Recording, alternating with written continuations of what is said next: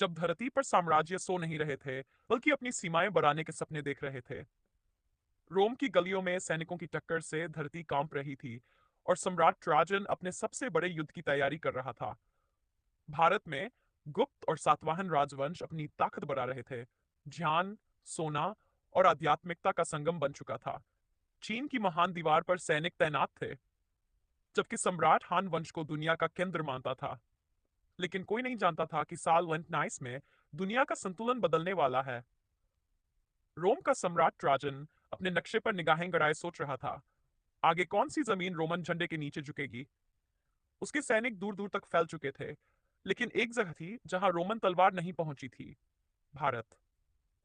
भारत में सातवाहन राजा गौतमी पुत्र अपने साम्राज्य को जोड़ने में व्यस्त था,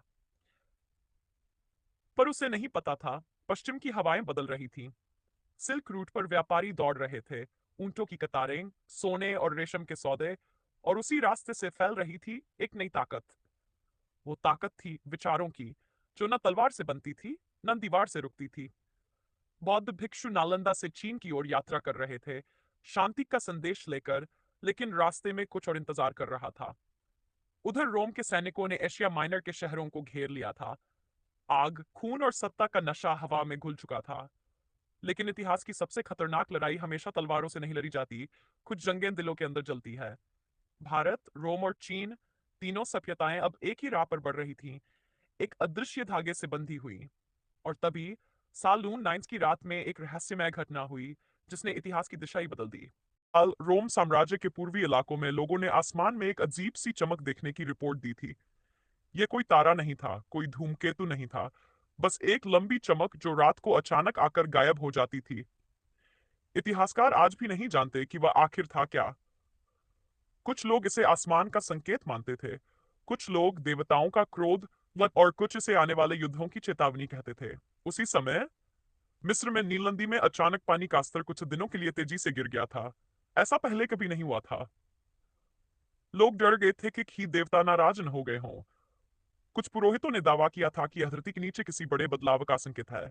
आज तक पता नहीं चला कि यह प्राकृतिक घटना थी या किसी भूगर्भीय गतिविधि का हिस्सा। भारत में भी उस साल एक अजीब बात हुई थी। उत्तर के कुछ इलाकों में लोगों ने बताया कि रात में जंगल से एक ऐसी आवाज आती थी जो इंसान की तरह लगती, लेकिन थी इंसान की नहीं। किसी को पता नहीं चला कि वह जानवर था, जनजाति थी, या कोई और चीज।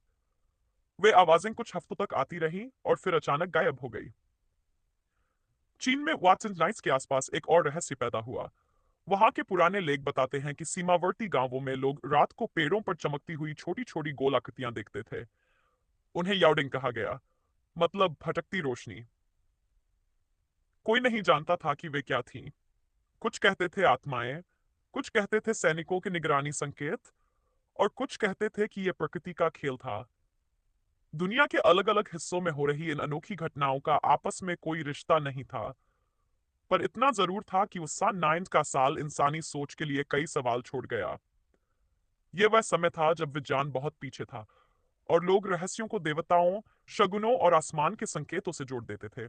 इसलिए हर घटना को दुनिया बदलने की चेतावनी माना जाता था।